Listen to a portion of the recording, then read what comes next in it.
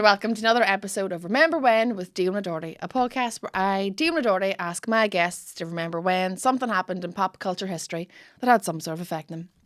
Don't worry about that because I can see fear in your eyes straight away. It's not important.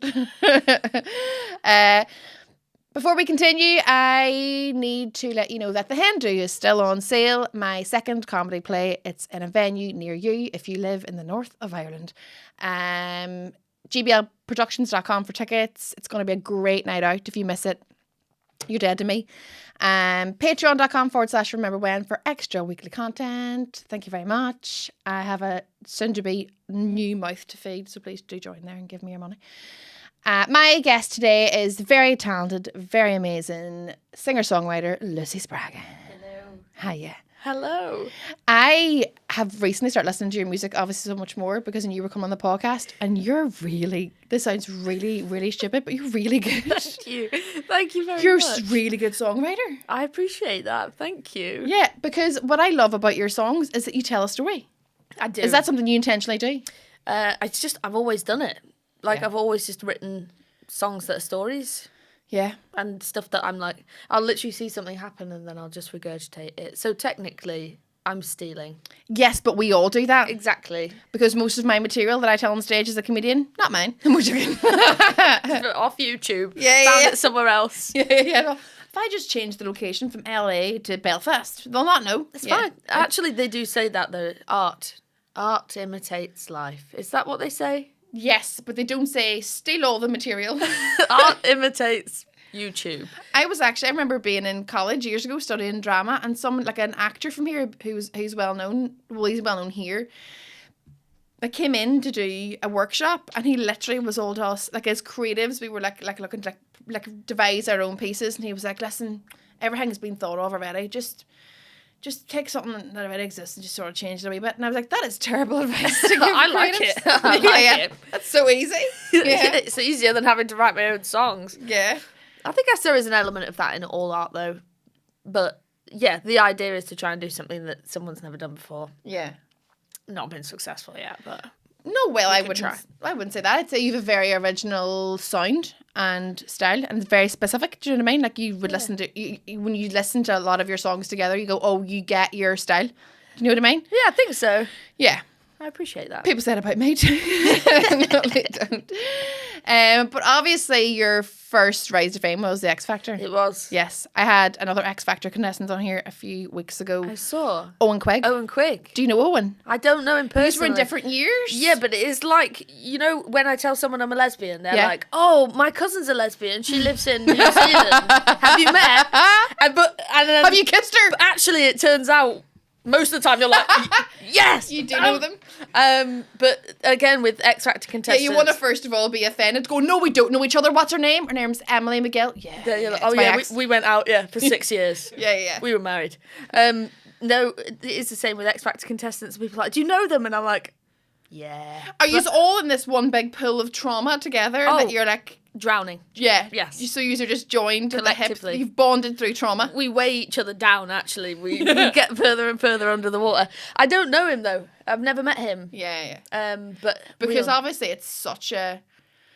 it has to be one of those experiences that nobody will understand in your circle of friends or family unless other contestants, like you can talk to other contestants about it, because obviously that must be wild. it is so wild. And it is traumatic. Yeah. Like, and people always go, well, you knew what you were getting yourself in for. No, you And didn't. you're like, oh, I had no idea. No. Otherwise, I probably wouldn't have.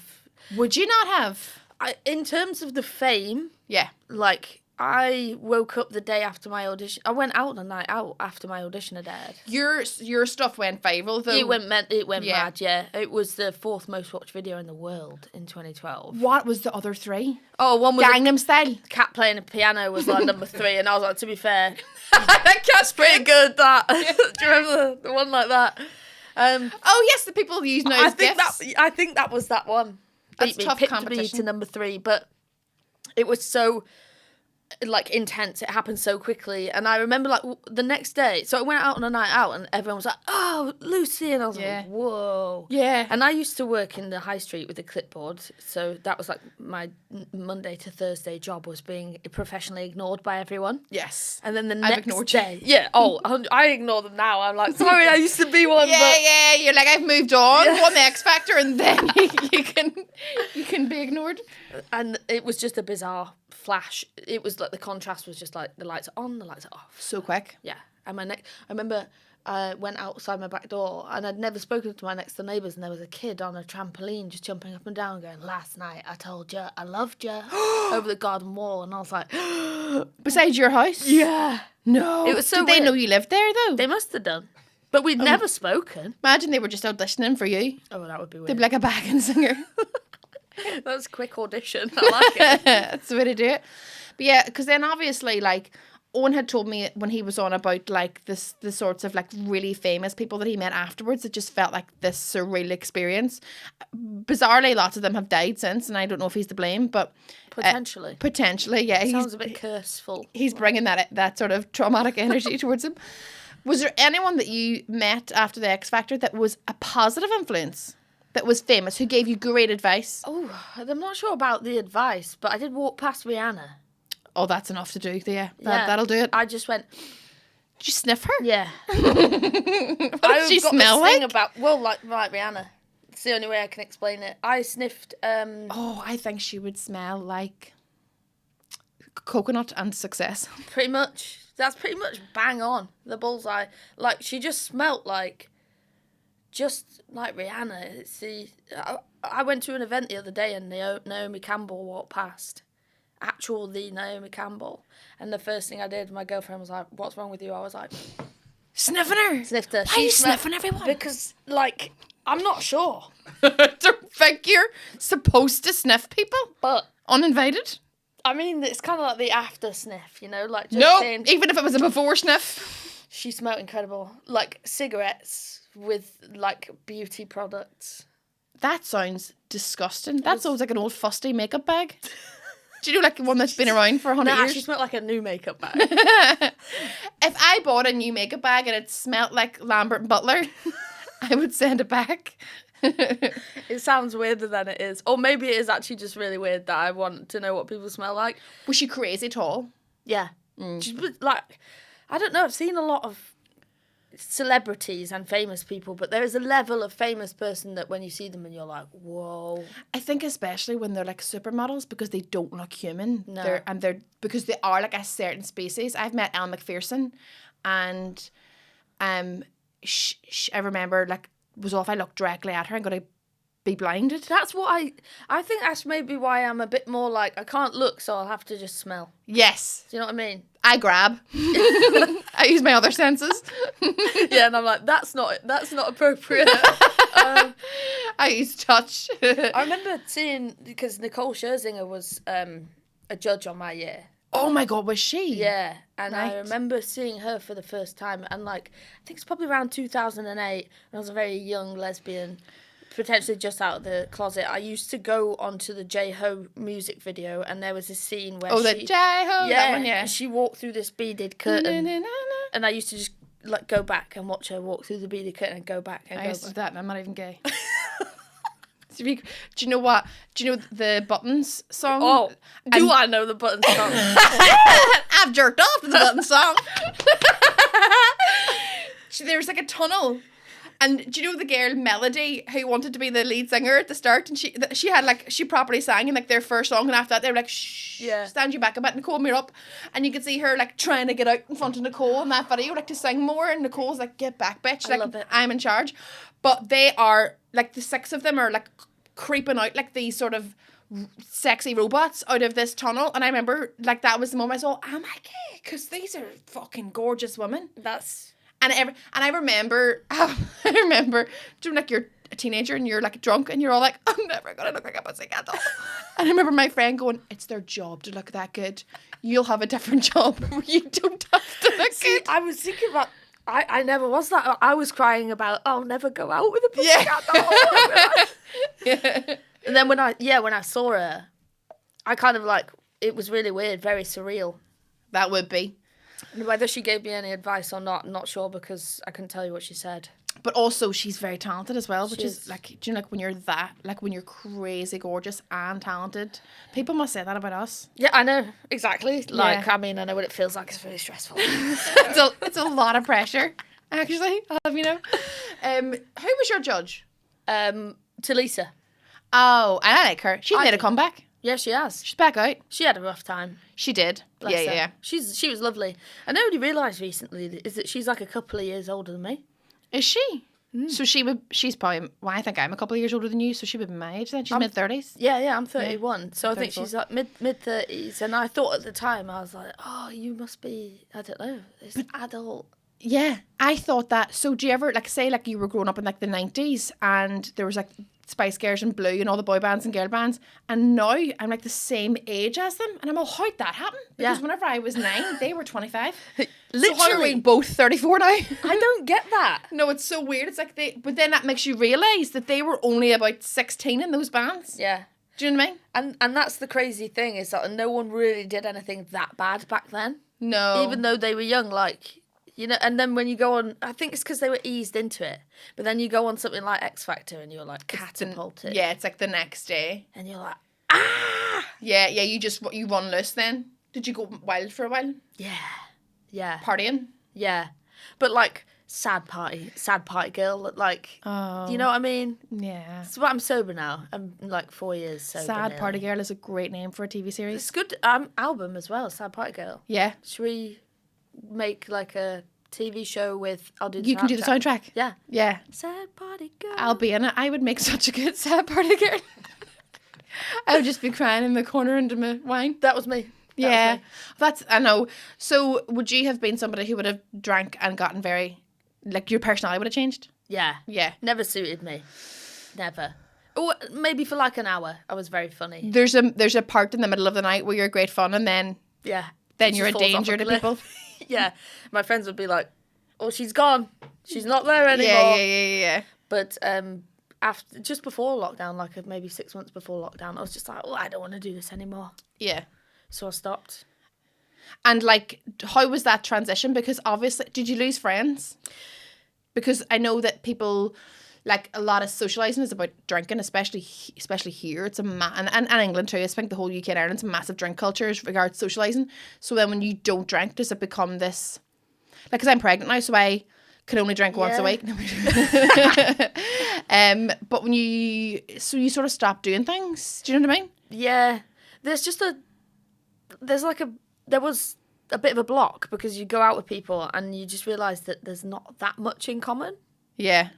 But I do think that friendships have expiry dates anyway. Not all of them. Yes. No, you're so Some right. of them. Yeah. And like people grow and they grow in all different directions. And I think rather than my friends changing, my friends being in the wrong, I just started sort of like growing in a different direction. Yeah. Now I have a completely different friend group. But do you think your old friends see that as, oh, Lucy got famous and has new friends? Or do you think there's a We Hate Lucy group back in your hometown? I'm only joking. I mean, I know there is, Yeah. but... No, but you know what I mean? Like, because obviously, but suppose you quit drinking quite a long time after your career took off. I think there are a lot of people who would be like, I reach out to friends I haven't spoken to in ages, and I'm like, we haven't spoken in ages, and they'll say, oh, well, I thought you were too good for me now. And I'm like, ooh, that's such a strange representation of how you feel about yourself. Yeah. And your relationship with alcohol, because I'm just like going about doing my life, like running. I like running. Yeah. And going to the gym and still going out on nights out. But for somebody to think, oh, your sobriety like intimidates me, I don't want to be friends with you anymore. And as if that has anything to do with them. Yeah. When it was a decision, I assume, based on you. Yeah, wholly based on me, yeah. Yeah. Where somebody would make it about them. Do you know what they need to do? Stop drinking. It's just that there's when people say that, I often think there's something up with your drinking. And the other thing is when someone's wasted and they come over and they're like, I just don't know how you do it. How are you sober? I'm like, I used to do this to sober people. You need to rethink your relationship with alcohol in your own time, though. I have a 2-year-old, and that's who needs to stop drinking. No, but like you just can't be hungover. Like that's an experience that's just not worth it. I genuinely don't know how parents have children and survive. No.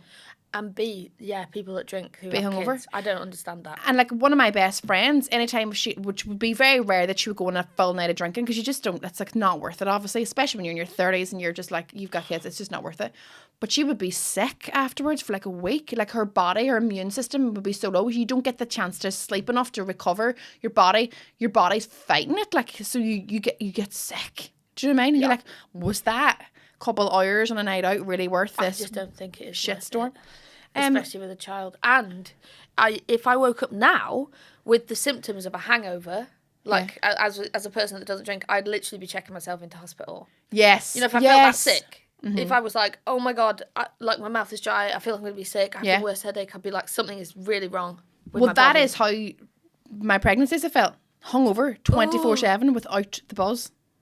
Which is so shit. Like constantly hungover. Not now, but like the first. You do get baby at the end, which is quite rewarding. That's the bonus. But like, it's like a constant hangover, and then you're like, well, you don't even get the buzz first. You're just hungover all the time.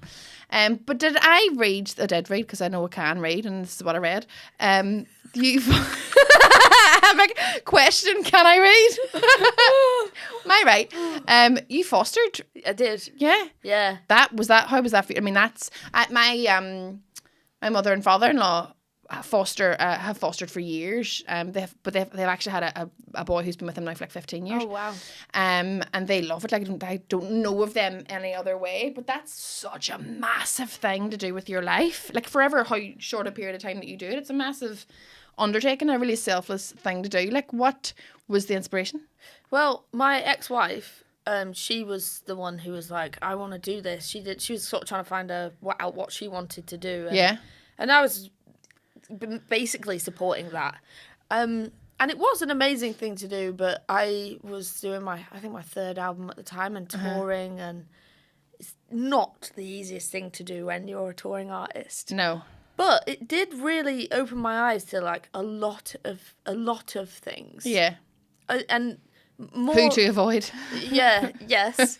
But just in general, like the way I feel about children, and I really saw them for what they are. Like even the teenage ones, just children are very vulnerable. And it really opened my heart to that. Yeah, because I suppose it's where, as you say, especially teenagers, they get such a bad rap. They really do. They're constantly, and they're just, like, I would hate to be a teenager now. Oh, yeah, with all the phones and the social media and all of that. Nah. They're all really damaged, I think, and like it's a and we don't know how to, I think, deal with that yet. Like as parents, like I have 3 stepsons and they're all teenagers. Wow. And you're sort of like, they're going through a completely different teenage experience than I did. And it's always hard being a teenager, but being a teenager now, and we as parents aren't really equipped yet to be like, how do you navigate this for them? Because we don't know what it's like. Yeah, there's an entire life going on inside this little phone rectangle. Yeah. Who are they talking to? Exactly. And I think... Are they watching my podcast? Yeah, I hope so. So do I. And the one thing actually that is consistent to show children, even if you don't understand what is going on, is compassion. And that's what I learned. Yeah. Is that like... We'd have some kids and the social workers would be like, you need to tie the TV to the wall because they'll throw it down the stairs. And they had this reputation that preceded them. And I made sure that when they walked in my door, I left that like, outside the door. And I never had a single problem. Issue. Nothing was ever Well, suppose if you approach them with that attitude, then you're going to automatically maybe be harsher with them than you need to but in the right environment, surely they wouldn't behave like that. I just, if we do really remember what it's like to be a teenager, everything sucks. Yeah. Hard. Yeah. So, like, I was just said, you know, I wasn't fostered as a teenager. I can imagine that this is even harder. Was your ex-wife fostered? Is that why she... Okay. No, we just, I'm not entirely sure where it came from, but it was a great thing to do. Yeah.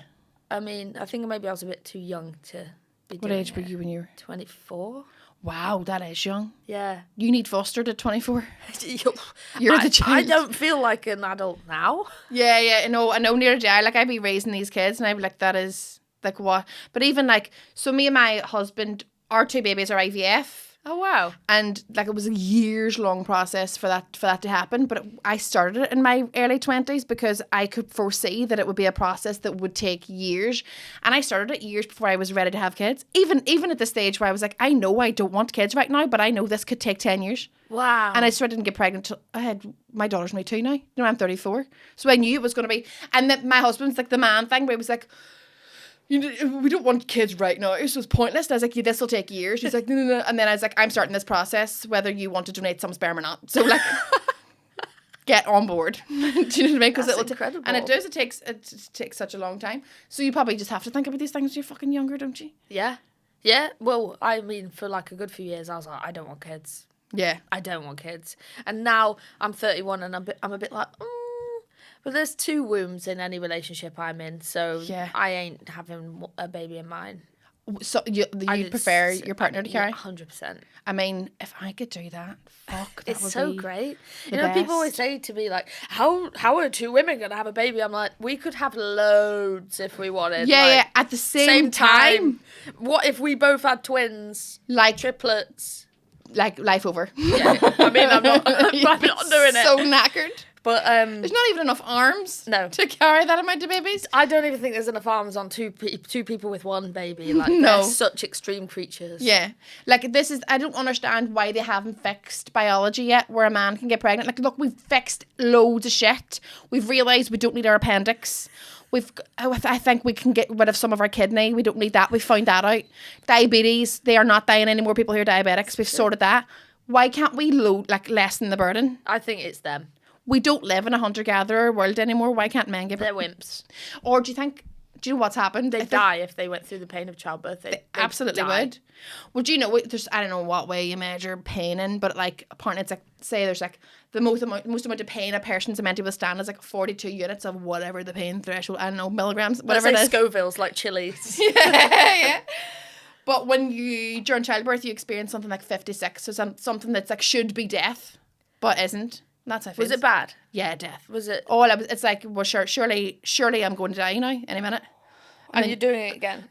That's the thing. That's why like the world continues to exist, because they wipe it from your brain. They do. Some men in black fuckers come in and go, chung chung, and you're all, let's have another. You see the baby, you're like, oh. Yeah. I feel my body doing that though. Like, I'll walk down the street and I see a baby and I feel my body be like, oh, we need one of those. And then my brain's like, who the fuck was that? Yeah. And you're like, remember that full night's sleep last night? Yeah. That was great. Let's do that. I reckon some man in some lab has figured out how to get men pregnant and went, whoa, let's lock that fucking shit up and put that away in a cupboard. it's buried. Don't let people know about that. We'll be fucked. Imagine how much time they'd get off though. Like, and how much, like, there'd be. Yeah. Maternity Right. pay be Yeah. way higher. 100%. Even like postnatal health care would be way better. They'd probably find a way of it to just be like painless as well. Well, they probably know that. They Yeah. probably find a way of sneezing and it just falls out your arse. That's what happened to my mum when I was born. I think. Really? No. Well, my mum literally said to me last week, because people do this thing sometimes before they give birth, where they drink a bottle of castor oil. I know why. I think it gives you the shits as well. It's not recommended. I think it just lets everything fall out of you. You have to catch organs and put them back in and all. Oh. But my mum was like, "Oh yeah, your Auntie Marie slid right out of your granny." Yeah, I actually didn't engage, and I came out all like my heart stopped when I was born. Why? Just got an attention I seeker. know why. Go back and ask. I was just doing it for attention. I think. Yeah. Like this. Wow! Got you. I was huge when I was born. I came out full head of hair, 6 teeth. I thought you said 6'2" then. Passport. I was like, what the fuck? I'm 16 now. But I was like 10 pound 3. Yeah, after I was born, I was massive. So I came out and my mum was like, well, all your clothes don't fit. You have to wear mine. Did she have kids after that? No, she was told not to.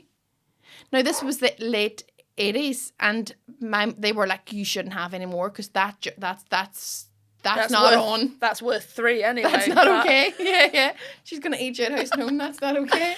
Wow. They were like, if you have another one, there's no way you'll survive that, because she was diabetic as well. Right? Well, I gave her diabetes. Oh. She's had it since only the day. fair. Or she got pregnant with me. Fun. I know, And but how much did your first one weigh? 7:15.5. Oh, that's... So there's this thing as well, whenever you're pregnant, where they do like, they measure your bump with a tape measure, and you're like, that's they measure your bump with a tape measure, and you're all, your baby's 5 pounds now, and you're all, bullshit. Do you know that from that? Wise up. Come on. When it's born, you're like, whoa. Yeah, because whenever I was like, say, 38 weeks pregnant with my daughter last time, they were like, your baby's going to be massive. She's like, we're talking like an 11-pounder. We're going to have to get you started. I bet you were terrified as well because you were nearly an 11-pound baby. Exactly. And I was massive. This one's going to be massive. I don't know how my vagina's going to recover. And then she was 7:15.5, and I was like, why are you all talking shite? Fine. So now I don't listen to anything. I'm doing a home birth this time, and I'm going to give birth in my living room. In a wee pool. You're having pain meds though, right? No. You're not? Well, gas and air. Ah. Yeah, the fun stuff. I mean, I'm sober, so if it was me, I'd be like, give me everything. I've only got one chance. No joke, I have 4 canisters of it in my house right now because they deliver it, because I am like about to give birth any day. And so I have like... Are you actually about to give birth any day? Oh yeah, I'm like... Can you imagine? I'm due if like it was next right week. now. What the fuck? I know. So I have loads of gas and air in my house, and I'm like, how would they know if I took some now? They wouldn't. They wouldn't. Get it done. How do you get it from the canister in, though? I think you need a mask. Better than a whole bottle of what was it? The Castor oil? Castor oil. Oh, it won't bring on labour, but it'll make it fun. Yeah. Make the next week fun. Yeah. Why not? So you have a show in Belfast tonight. This will be going out after this. Have you performed in Belfast before? Yeah. I played the Limelight before, and there's a kitten. Stiff Kitten? Stiff Kitten The years Kitten. ago. Yes, I don't think Stiff Kitten exists anymore, does Oh, it? that's a shame. There'll be another bar there, though. I remember in Stiff Kitten, actually, years ago when I was a student, out and I was wearing a pair of stilettos. And the heel on one of my stilettos snapped off. Did you? I walked around the whole night on tiptoes on one foot. And I just was all, nobody will know, nobody will, and Really nobody like knew. about drinking culture is that like the lengths you'll go to just to stay Just to out. stay out. Now the lengths I'll go to go home. Yeah. You're ripping your own heel off. My shoes are broke. Oh no, I'm gonna have to leave. Do you find a difference to performing to like different regions? Yeah, definitely. Do you? And Belfast is always one of those shows where, like during the song, it's super quiet, and you're like, "Is anyone in here?" And then when they cheer, they're like, Being like, well, they're just listening. Yeah. But that's because your songs are like storytelling. That's why. Yeah, I suppose so. Yeah, they're listening to the story. And just that they're there for the crack. Like I talk in between sets as well, so like explain what the songs are about. And I think, well, there's like a respect in Northern Ireland and anywhere where music is ancient. There's like a different kind of respect for music. I find it in Scotland as well, and like in like the Celtic areas, maybe. Yeah, especially for storytelling. Yeah. Well, I suppose that's like the Celtic culture is massively known for storytelling. Like there's what's the word for all the, I can't remember, but like my brother, I think, is like studies Irish folklore. Yeah. Like old Irish stories, and I think he's named his kids after like characters from old folklore. Yeah, it was really funny because my daughter's called Winter. When I was naming my daughter, he was all, "What's like the big story behind it?" And I thought, "I like how it sounds." And he, do you know what I mean? And he was like, "Oh well, my daughters are named after Princess fucking Lalig or whatever." And I'm all, "Well, okay, it's good for you, isn't it?" What about the next one? I can't. You can't reveal it. Well, not that anyone will. Oh, this is afterwards. Oh, the baby's called Rocky. It's a boy. This will go out after. Maybe. Big reveal. I don't know, actually. Rocky's a great name. He's called Rocky. That's really exciting. We were actually going to change his name, but my daughter keeps calling him Rocky. And I think if we change the name now, she'd be like, well, where's Rocky? Where'd he go? What'd you do with him? Yeah. That's so sweet. Who's this other one? Yeah. Oh. So you think there's an appreciation for storytelling here then? And just in general, like a more appreciation for performance. Yeah, I think. Yeah, but it's that age old thing. Like I think, especially where I'm from Derry, and everyone thinks they're everyone is a performer. Like everyone, do you know what I mean? It's like very much like have you got a taxi here yet? Yeah. Anywhere? Yeah, and they'll just stop. They don't stop talking. Yeah. They do not stop talking. Sometimes Sometimes they're quite aggressive. Do a little meditation in the taxi on the way back from the airport, and I thought, oh, headphones coming out. Yeah. Better have a chat. Yeah, I've been like picked up for jobs, like acting jobs from like drivers here, and they're so lovely and so friendly and so chatty, and they just have lots. They they've picked up so many different types of people in the cars. They have a million stories, and they also are really political sometimes without really knowing anything. And then they're all like, what about that Brexit stuff? And you're all, aye, what about it? Yeah. And then they'll give you a full rundown. Conversation where you're like, I'm not ready to give you my answer until I've heard your answer. Yes, exactly, yeah. And you're all, I don't know anything about this. Yeah. But you're all, why? Or like, my mum, every time she comes down to visit me, she gets a taxi and she'll be like, everyone's a fucking conspiracy theorist who drives her anywhere. Do you know what I mean? Like, she'll get in and they'll be all here. Did you get the injections? Fucking watching us, aren't they? And they're just like a full-on conspiracy theorist every time. And what was it? Oh yes, it was about the King's coronation recently. My mum was in a taxi and the taxi driver was like, will you be out doing like street parties for the King's coronation? My mum was all to me, he was clearly trying to find out if we were Protestant or Catholic. And my dad was all, he picked us up in a very Catholic area. He was joking. Oh. And my mum was like, he was trying to get it out of me whether or not I was a Catholic or a Protestant. I love that, taking it dead serious. Yeah, she was offended straight off. I just, like I say, headphones in, sit in the back of a taxi if they're trying to speak to me. Normally I just, or more neutral words. Yeah. I'm sure, though, with an English accent, if you get picked up here, they immediately want to know why you're here. Are they like, but you here for work, for pleasure? That was literally what he said. Are you here for work? I was like, yeah. And then I just leave it. Yeah. You're like, I'm in the army. Yeah. Yeah, they're just nosy bastards, is all it is. So you've been on tour quite a while. Yeah. A couple of weeks, a few weeks, yeah. Long enough to know that sorry, I kicked your plant. It's okay, it's fake. Oh. There is Looks real, like real soil. There's real soil. What happened there? I am stupid. Oh. There's a fake plant with real soil. Did you think it was real? Well, I was trying to fill you and it didn't work. I was going to say, I don't know if plant could thrive in here at all, but it's real soil, so it must be real, so you got me. I think I was trying to go, I don't know, Lucy, it's just a fake plant from IKEA. I'm sorry for even bringing it up.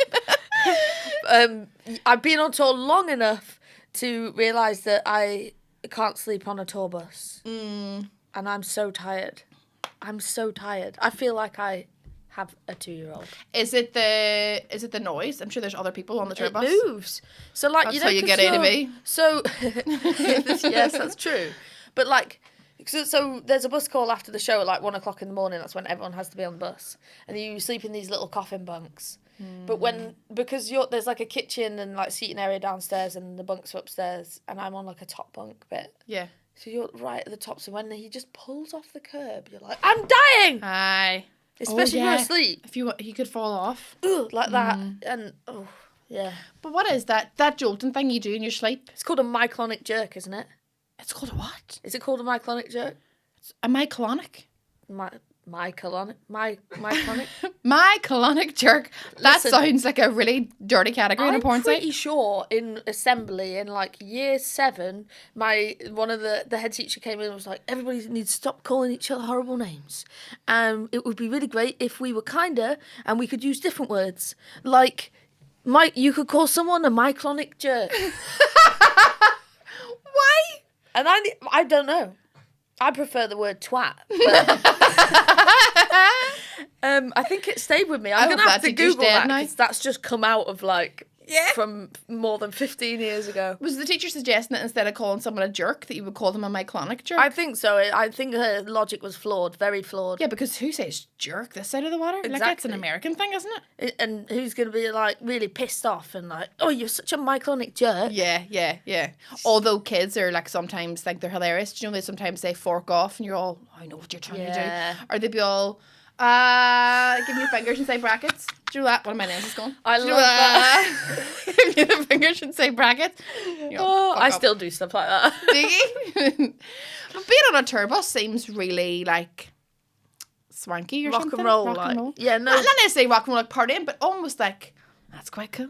Do you know what I mean? I think it is cool. And I have loads of friends who like tour, like... Don't use tour buses? No, they do. And they're like, oh, just the tour bus. And I'm like, shut up. Yeah. You think it's cool. I know you do. Yeah.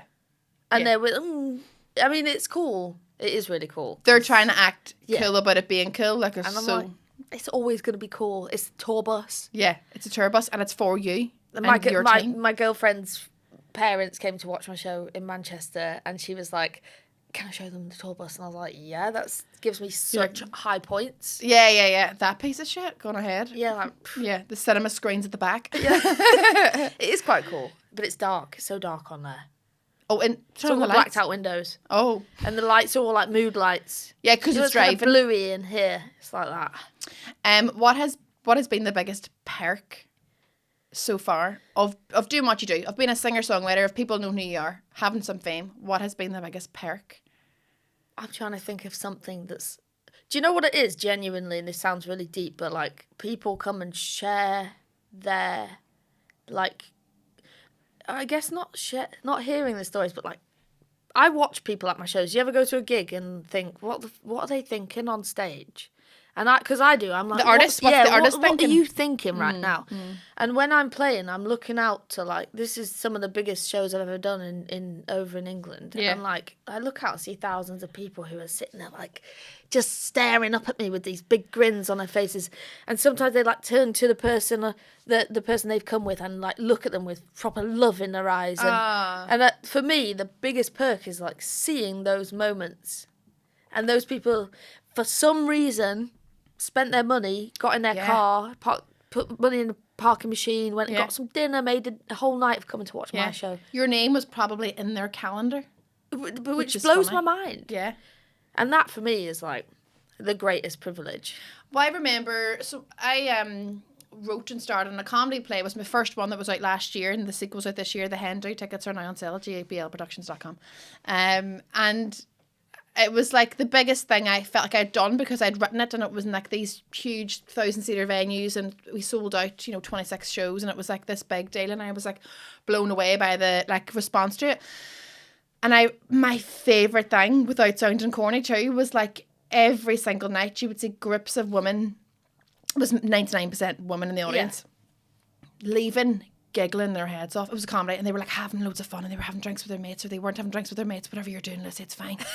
and they were like, like, they were like on their way back to like the train or the bus or the car, and as I would like leave like the stage door, I would just be like seeing a buzz of like people who had just come out of the theatre and like had a great night. And I understand, as someone in my 30s with kids, how difficult it is to get a night with your friends, to do anything social where it's just for yous, and you might be one night a year. Yeah. And like that's the truth of it. It really is. Maybe one night a year you get to do something like that the most sometimes, and you're just so honoured that they choose your art form be that entertaining, to be their entertainment for the night, and it's their whole night. It's wild, isn't it? Yeah. And like the appreciation, I think you have to be because like everyone's just a normal person, aren't they? Like I'm not me. I'm very special, very special normal person. I agree. Yeah. And like if you go and watch art yourself, you appreciate what that does for you as an audience member, and then you're the person on the stage, and there's just this huge. You're like whoa. Yeah. Realization, and I say to people in the audience. At my shows, like right now, not earlier today, not tomorrow, don't think about those times, like right now, are you feeling happy, like right now? Yeah. And all these people are like, yeah, and I'm like, remember that feeling, because like it's there. We're all here and we're enjoying it, and just like as a reminder that you can be happy, like in that moment, take it home. And I do think a lot of the time too, people don't give themselves an opportunity to go to something and just for them enjoy themselves. Like there's you know what I mean? Like I do, yeah. It's like there's always a million reasons not to go to something sociable or have fun. There's always a million things we're like, oh well, I've got work tomorrow, and I've got to get a babysitter, and I don't have enough money, or there's always a million reasons not to do something. But there's always one reason to go. That's the title of your next album. Oh, that's it. And or my next show. Sad Party Girl? Yes. Sad Party Girl. But your song, Tea and Toast, makes me cry. Oh. I am very hormonal. I was going to say you're like very pregnant. I'm sure like an advert would make you cry at the moment. It would make me cry at the best times. But it's a really lovely story. Do you know what I mean? And it's sad, but also lovely. Do you know what I mean? Like it's... Can you tell me what it's like? Can you explain what a Tea and Toast is about for anyone who doesn't know? I was 19 and I used to busk a lot. So I was standing in the street playing the guitar, and in the last verse, it tells the story of an elderly couple walking through the street, and the old lady falls down, and she basically like is very unwell, and they end up in the hospital together, and you realise this is the end of the old lady's life. Yeah. But the song has told you the From the very beginning of her being born, basically him being born. The authentic part of that story is I was busking and I saw that part happen. I saw an old man and old lady holding hands in the street, walking through the street, and the old lady just sort of like went collapsed. And I watched this look on this man's face as if his entire world has just disappeared in the moment. And it did. Well, I don't know. You don't know what happened to her? The ambulance arrived. I was obviously trying to help, and everyone was sort of like supporting this lady on the ground, and she was still unconscious when they took her away, and they literally shut those ambulance doors, drove off, and I ran back to where I lived, and I wrote the song straight away. Yeah. And I showed it to somebody, and that was that then. So all the rest of it is, you've made up the rest of it? Yeah. Oh, I thought it feels like it's. But what's interesting is, and this is spooky girl stuff, that at my grandma's funeral, my granddad said to me, you know, that's pretty much exactly how we met. Like my granddad and his wife. How? Like the story in the song. That's so mad. Yeah. And did you know that story of how they met? No. And he was like, I have not told you that story. So spooky. But it's the really simple element of it'll all be better with some tea and toast in the morning. Do you know what that's this? I think that's the simplicity that I think kills you. Do you know, and then in that song, it is a gorgeous song. I do really love it. But yeah, did you continue singing when the woman fell on the ground, or did you stop? Out of respect? Stopped, and just for me, obviously it's trauma seeing someone and you're trying to help, but I couldn't stop looking at that man. Yeah. Couldn't stop looking at his face because it was like he just lost. It was like, you know, I don't know what happened. Yeah. But he was. But that's the thing, like with my parents, I've always looked at my parents. My parents have, in my eyes, been like yin and yang. They've been like, they're like best mates. They've been together since they were 14. They've always just been very happy. They love each other very much. They're still like, I don't know, my dad would slap my man's ass. They're just like happy. Do you know what I mean? And you're like, they've given me a great example of what you're supposed to look for in a relationship, you know. And I have always, without being really morbid, been like, I hope they go together. Yeah. Like, as much as that would be double whammy for me, I don't want either of them to ever have to live without the other one. That's the thing, isn't it? That's completely petrifying about love, about loving anything. Like, my dog is 10, and I've had my dog. I bought my dog literally as soon as I came off X Factor. Yeah. He's 10. I'm going, fingers crossed, going to outlive my dog. But I can't imagine. Yeah.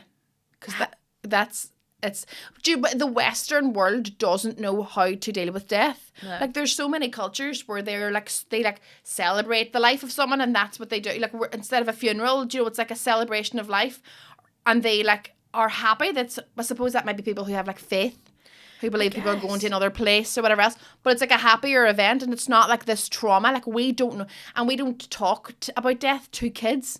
No. Like, we talk about this.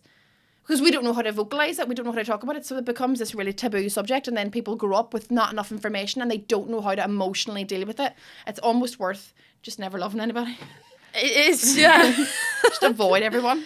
I think extensively about things like loving, like, I really do, and I think if I got hit by a car tomorrow, like, what would be... I actually had I had some surgery in January, and I had what's it called? Atrial fibrillation. My heart started beating irregularly. You had an operation on your heart? No, I had an operation, bodily operation. I'm not even going to get into that one. Okay. Bad times.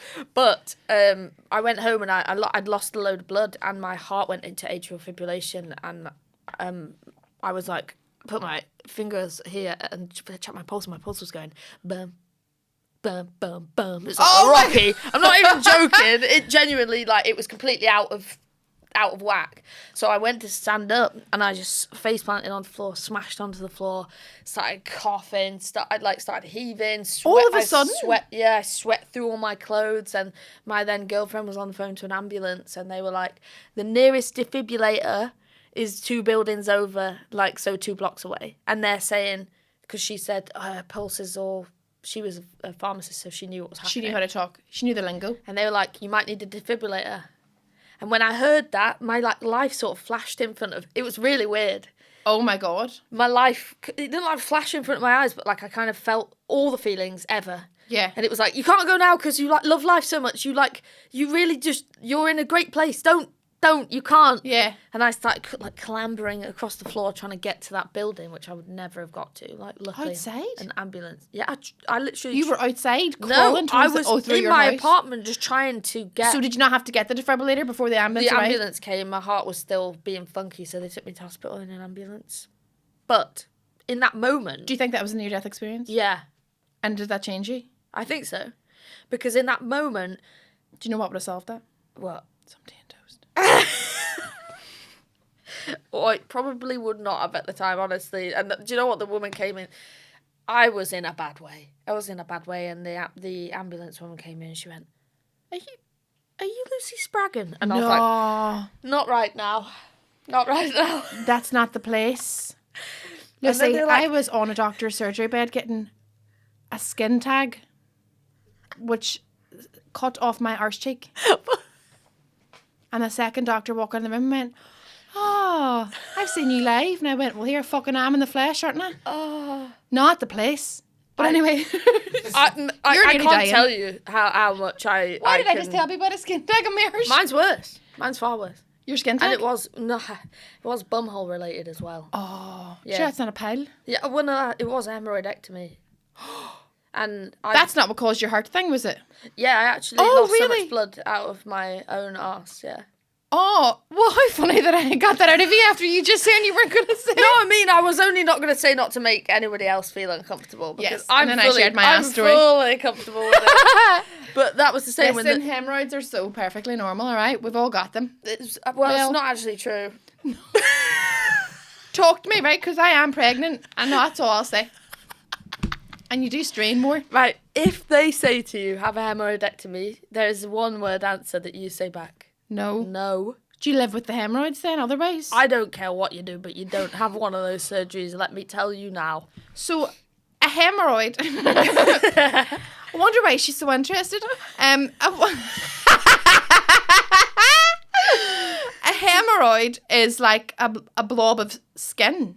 It's a vein. Oh, it's a vein? It's a vein. Is it swollen? It can be. Like, I mean, I ain't got none. But it comes out your arsehole. They can you be do a in pee. or out. There's like different grades. And was it causing you pain? I can't even remember because the pain after the surgery, like, I don't know why they tell anyone to have that done. Because it's not beneficial, is it not, in the end? Yeah, I mean, it's beneficial, but like, It's horrific. you can't stitch anything up there. Like, you can't stitch, everything has to heal itself. Yeah. It's like a Yeah. broken rib, but worse. Put up your arse. It's like a broken asshole. It's a broken asshole. Yeah. That's like all of my exes. Oh, yeah. All broken assholes. But I don't even know how we got onto that. I'll tell you. Anyone watching, just don't do it. Yeah, so... Oh, that was it. Yeah, he So had his finger what at my changed? Oh, right. bum. The doctor had his finger at my bum Oh, right. and was like, he said, singing and weightlifting can sometimes give people piles. And I was like, yeah, I do both of them. And he was like, oh, I know. Oh! And I was like, You're all at the same time. Yeah. Singing can give people piles. Yeah, because of all the diaphragm action. You know, breathing in. Aye. Yeah, Maybe it's all talking I do. it could be. And people with Derry accents, people do say that we sing when we talk. I hear it. No. Just because it sounds nice. It might not do you, Lucy, but this accent's quite nice. It's lovely. I hope it doesn't give you piles. Imagine everybody in Derry had piles. What if they... That's another album cover. Everyone in Derry has piles. Yeah, that's like the Derry Girls movie, isn't it? Everyone in Derry has piles. That's the movie. So what, you feel like that you had a dramatic change in outlook on life then after that near-death experience? I've had loads of near-death experiences, to be fair. Like, How have you been so unlucky? not sure. All medically or like almost I fell off a cliff?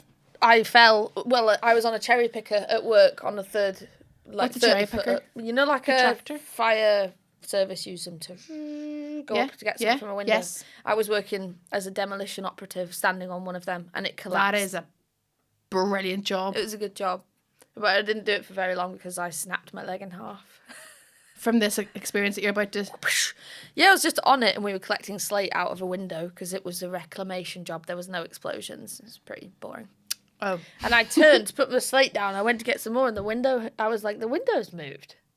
And then I was like, hang on a minute. Windows don't move. Must be this platform I'm standing on. And then before I knew it, it just smashed into the floor. Massive claim. I did actually claim. It didn't pay out for like 6 years. Till after I'd been on X Factor, and I was like, I'm doing all right now. Yeah. Of course you're gonna fucking give me the money now because I'm gonna ruin you online. Do you know what I mean? The government. It was So did your leg heal okay? Yeah, I have like a part of my knee, my tibial plateau. It's called, a part of that missing, a weight bearing part of my knee. So, but it's okay. I do a lot of training and stuff. Seems to be. What other near-death experiences did you have? I got bit by an adder. Who's he? It's like the only Blackadder. Only poisonous snake, is it, that we have? Are they poisonous?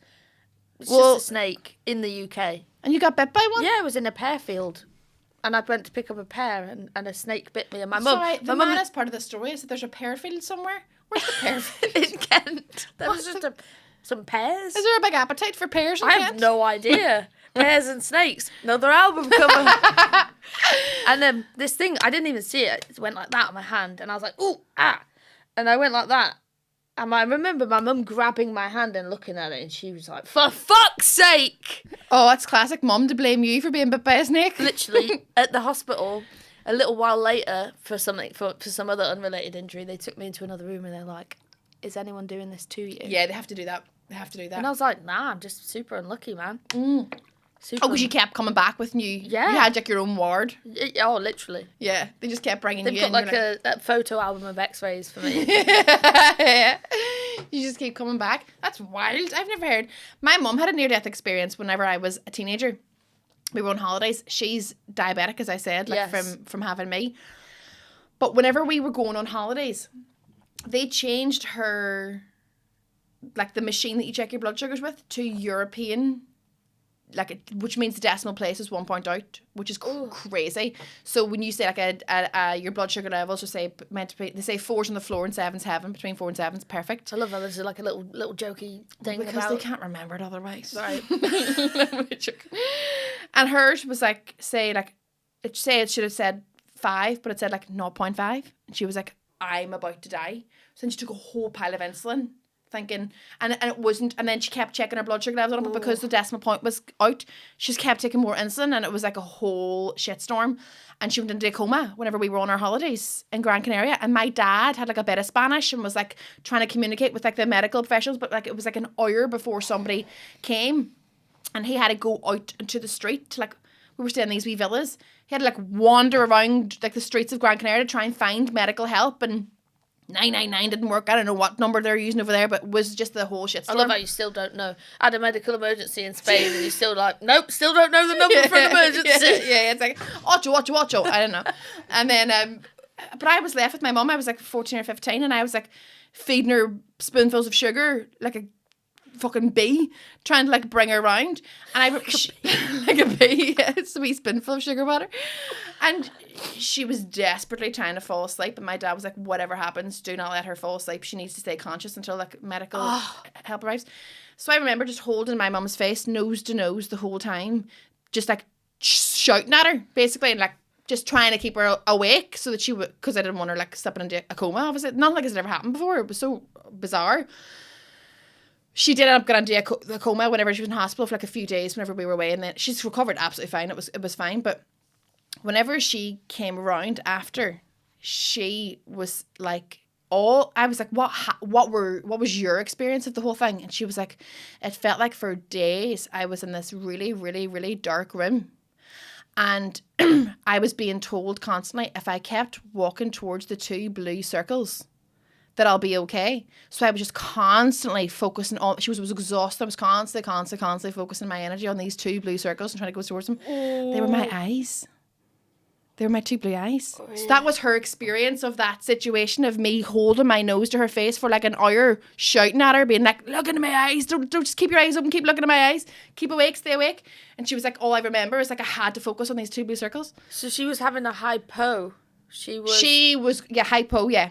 Not a hyper. She was having hypo. Yes. Oh, wow. Yeah, That's I know. crazy. Crazy, isn't it? And then she bought me like this wee like blue like. I'm not religious whatsoever. None of my family is. My mum slightly is.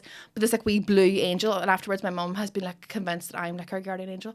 Even though I'm alive, I don't know if you can do that. She's trying to kill me off. Also, you were like nearly 11 pounds when you were born. Like, yeah, I almost killed her. It was my duty to save her at some point. that's amazing. Though. Yeah, it was wild. That's yeah, spooky. yeah. It reminded me of, I did keto. She didn't get a claim. Did she not? No. Why not? I think because it was a person's fault and not a company's fault, and it was like this one girl would have lost her job, and my mum was like, "It's not." It was a mistake. Like, somebody. It was take human. her down. Yeah. Sue her. Yeah. No, I wouldn't. It was a human error, and she just didn't want to ruin anyone's life by like getting them like losing their job and stuff. So she just was like, "Listen, I've survived. That's more important." But it was crazy. One of my near-death experiences was nearly going into a coma because I did. You've done them all? Keto. No. And at the time I drank. And when How can you do that? Like, with spirits? drinking martini, like pure vodka Spirits, and yeah. stuff. Like, I just excessive person. Like, I do everything to the T. I'd had like 9 grams of carbs in however knows how long. And weirdly, I was staying at my mum's And there's that like night. 25 grams of carbs in an apple, so that's nothing. It was horrendous. Like, I felt awful. I was getting super skinny, super quick. When I was at my mum's house, Worth it. We'd been drinking, and I woke up in the middle of the night, and I was like, whoa, I feel so sick. Went to walk to the bathroom, collapsed in the hallway, smashed my head. And then I just lay there on the floor, and I was like, I can't physically move. Like, I dragged myself back to this camp bed that I was sleeping on in the living room, and my phone was, like, on the camp bed. I couldn't lift my hand to get the phone. I was, like, willing my hand to, like, get it. I just felt like I couldn't move at all, and I lay there on the floor. My stepdad walked down the stairs, walked straight back up. My mum came down next. She said, I'm calling an ambulance. What is happening? What is happening? And I was like, I couldn't breathe. And for some reason, my whole body was just like, fruit. And she was like, what? And I was like, fruit. She might have thought you were slagging somebody off. Yeah. Or that was you coming out. But that was all I wanted. Sugar. She went and cut up some grapes because she's like, she's going to choke. Put them in my mouth.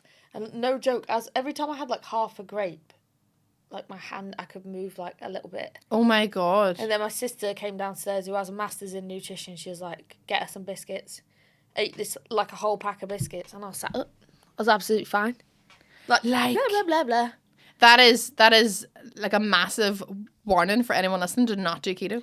Just don't drink at the same time because apparently, and I'm not a scientist and I don't want to be one of those people on Instagram talking about that kind of thing. Yeah. It prevents glycogenosis or something. It prevents, if you're in ketosis, Yeah. the alcohol stops you from being able to create energy from what you do have. Oh. So I was like, You have to choose one or the other. Yeah. Just eat moderately.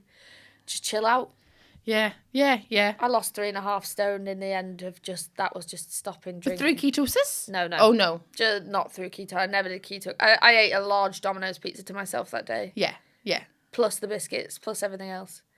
That's what you need. Like, that's unnecessary. Do you have a remember when moment before we finish? Yeah. Up? Well, wait. Remember when I almost died? Yeah. the new Which day. time? You a Coronation Street fan? Well, it would have been when I was younger. I just don't watch it now, but I would watch it if I had the time. Hayley Cropper Yeah? came out as trans. Yeah? Years ago. Yeah? That for me, because I lived as a boy from like very early toddlery years till I was about 10. I was called Max, like shaved heads. Were you? Yeah, like boy. I was a boy. I Yeah. wasn't Tom girl. A tomboy. I was like a boy. Are you saying that you were a trans boy or you were born? I was born female, but I was literally like I lived as a boy. Like I have pictures that I'll show you. Like I was a boy. And how were your family with that? Did everyone just call you Max? Yeah, everyone just called me Max. That's amazing. Like very accepting family. Brilliant.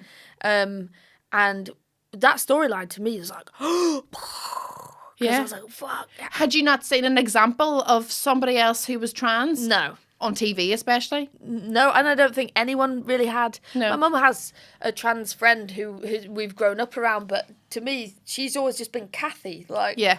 didn't really ever put two and two together. That at one stage... Because kids don't care. Because kids accept everything for face value. My niece the other day said, did you know that some girls are born little boys and they grow up to be girls? And I was like, I didn't know that, but how fucking amazing that you... They don't question things like that because we learn to be critical. It says I've just written a book. It comes out in July. Have you? Yeah, it's called Process. It's coming. And as we've established, Lucy, I can read. Yes, well, please. Oh, I'm doing an audio book, so that'll help. Yeah, just in case. And there's a story in there that when I was Max, I was at school and some kids found out. This is primary school. They found out that my other name's Lucy, and they're like, hey, "We need to find out." Not in a nasty way, just kids want to know. And they said, "Go on then, prove you're not a boy, prove you're not a girl." And I was like, right then, little Max, undo my trousers, pull my trousers down. I had boxies on. I had boxer shorts on. So they went, see, he is a boy. Yeah. And that's it. That was as easy as it was for them. I was wearing boxer shorts, so I was a boy. But watching that on TV. Yeah. I remember... It was such a big storyline too. It was. I don't think there was... and also because it was... When she married Roy didn't know, didn't he not know? So that was the thing. Like, he fell in love with Hayley. Yeah. And then she had this past that she had to then explain. Which is sad that she'd have to explain that to anyone, but that she did. But I don't think anyone had seen trans people as just people until that. And it was way ahead of its time. Yeah. And so then, sorry to jump ahead, but so then what happened that you returned to Lucy? Puberty, and that was probably like 1990, maybe turn of the millennium, 2000. And the resources, you don't have the same resources now. It speaks a lot about it in my book. There's a chapter called When I Was a Little Boy. And my mum sat me down and said, like, you're getting boobs. And what do you want to do? What do you want to do? Like, it's up to you. Mm-hmm. And I don't really think that there was the option to stay as... I mean, there would have been an option to stay as Max, but not as accessible as it is now. Yeah. It's taken me a long time to, like, understand come to terms all that. with my gender. And so do you think that if it had been now and there was more of an option and it was more accessible, that you would have preferred, you'd have stayed as Max? I would have stayed as Max. You were Max? Yeah. Yeah. And people always go, yeah, but what, like, and that's like their mind's blown by that. But I'm like, but the fact is that wasn't an option. Yeah. And so I became Lucy again. And people say, yeah, but what if? And I'm like, but it didn't happen. Yeah. And so they say, well, what do we need to do for trans? And I'm like, keep your fucking nose out. Yeah. Let people be whoever they want to be. Yeah. And stop believing that you can interject or intersect. Or that your opinion matters. Exactly. You know and if someone wants to be something and they're not hurting anybody, just let them do their thing. Yeah. And it took me years to... I always thought I hated my body because I was like a bigger person. Mm-hmm. And so I lost loads of weight, and then I looked in the mirror and was like, oh, I still don't really like myself. And it was only when I spoke to one of my trans friends who said, did you ever consider that the gender dysmorphia that you spent like a decade as a boy? Yeah. And formative years as a boy as well. Those years where like your identity becomes quite, to the people around you anyway, ingrained. And then so for that identity to change, because it almost feels like you didn't change into Max. If you were only 2, it feels like you were just Max already from the start. Do you know what I mean? Max, yeah. And people say that as well. Because I'm the kind of person who says exactly what I mean. And if someone says something I don't like, I'll say, oh, no, I don't like that. And it's a bit like male privilege. Yeah. And people say, well, I was speaking to my therapist about it. And I said, yeah, I think that's because I spent a decade of my life as a boy. Yeah. I was raised being taught that you can go out, fight, have fun, play with the action men. You're capable. You can do whatever you want to do in this life. And I've carried that through. So did you, when you became Lucy again, did your parents parent you differently? I don't think so. Because there's that, there's obviously that, like, and I don't do it with my daughter at all. I don't parent her like she's a girl or anything. She's like, as in like, my daughter's upset. So for instance, like, I bought her a Spider-Man hat last week, but it was in the boys section, and that really bothered me. She's obsessed with superheroes. She loves superheroes. She's obsessed with football, and I want her to do everything that is considered both gender stereotypical toys to play with. But she's obsessed with Spider-Man and Iron Man and all those things. And it annoyed me that in the tag for the hat, it was like boys' hat. And I was like, why? Why can't that just be a hat? Why does it really have to annoying. be by for a boy? Because it's Spider-Man? My sister's she just lets the kids do whatever they want, like Yeah. wear whatever they want. Yeah, of course. And that's because that's what children are designed to be. Yeah. We keep trying to force them into pens and Yeah. say, I don't know. I had a really positive experience with it, and people are so obsessed with other people's gender or what. I can't understand it, but it is why I have such like compassion for trans people and trans rights, and that storyline, to me, that piece of television, as it will have done for loads of people, was like, whoa. And you imagine that would have helped so many people feel like that's not such a rare thing to say to somebody. Do you know what I mean? Like, you can be honest with yourself and honest with the people around you. But does it, like, I know you're saying there, like, about, you know, just fucking people can just keep their opinions to themselves as regards that whole situation. Do you mean that, and like, that's not something you like to talk about? Or like, because obviously, like, for me, I would like to learn. I'm intrigued, as in, like, so I can use the right words and I can be respectful, and I don't need to understand, because like, people don't understand me. You don't have to understand everything about everyone. You just have to fucking get on with your own life. But is that something like, would you be like, well, I don't need to feel like I have to educate anybody about that? Here's the thing is that I will, because I have my own little soapbox to be on, to speak. Yeah. And what I find, like, as equally painful as I find like really interesting, is that because I'm a cis white woman talking about trans topics, people listen to me. Whereas if this was, and I wish I had more, I have loads of amazing trans friends who do have platforms. Yeah. And if they had the same platform as me, potentially not listened to as much. Like, there's a huge irony in it. Like, isn't there? Yeah. And I will always talk about that, because I'm really passionate about people being able to live their authentic self. Yeah. And it's very difficult to live your authentic self when there's people standing in the way, telling you that that's not what you are. Yeah. And I remember as a child, and I was talking about this yesterday, that when I was Max, there were adults in my life that would call me Lucy. There were adults. Yeah. And when they did that, I cried hysterically. Like, I was. And would they do it on purpose? Yeah. They refused to accept you as Max? And this is a rare amount of people. Like, this is a really small percentage of people, but they did it. Yeah. And it's called dead naming. That is called, like, you know, calling someone by the name that they're not associated with. That's like a terminology, dead naming. And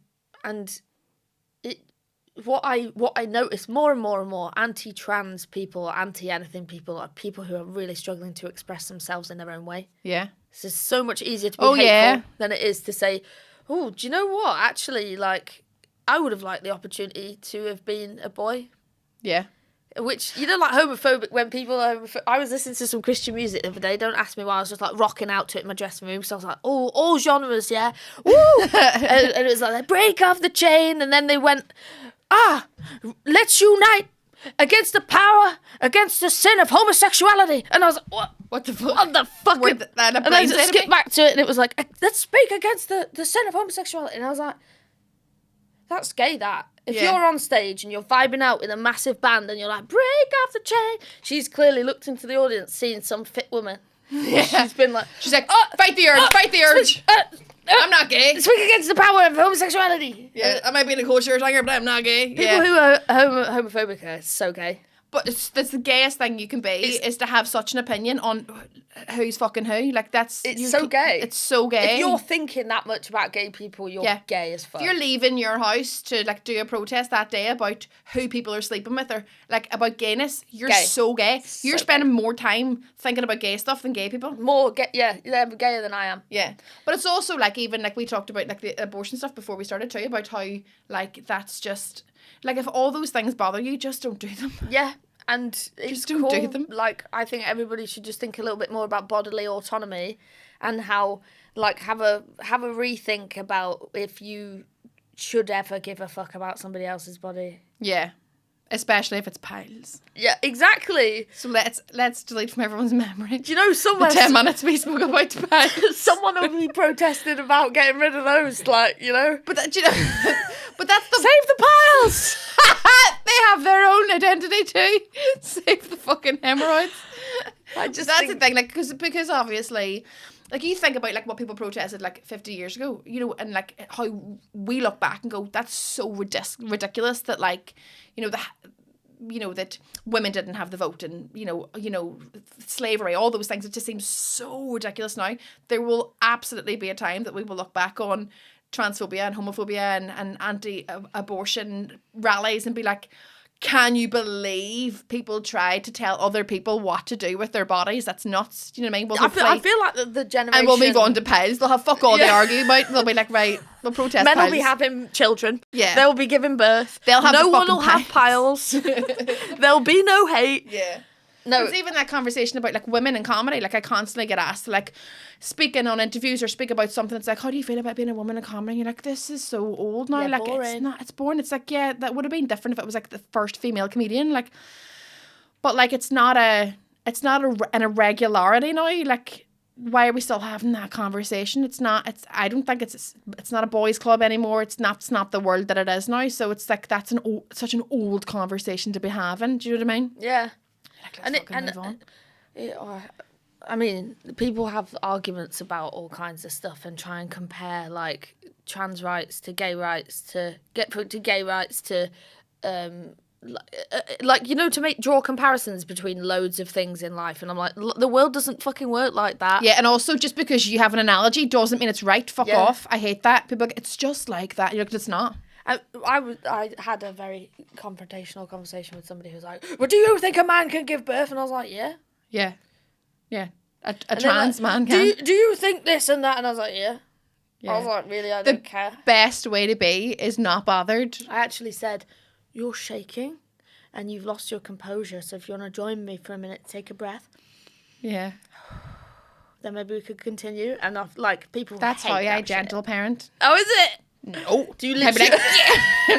Yeah, do you remember my shit? Do you like shut the door like really softly and then like punch something, punch the fridge? Yeah, I've punched a pillow a couple of times. I've slammed doors in the middle of the night. But that my daughter one night was just like, she just wasn't going to sleep. She was fully playing up, and I remember fuming and just slammed the door really loudly, and it was like 2 a.m. But I know that I did it to wake my husband, to be like, tap in.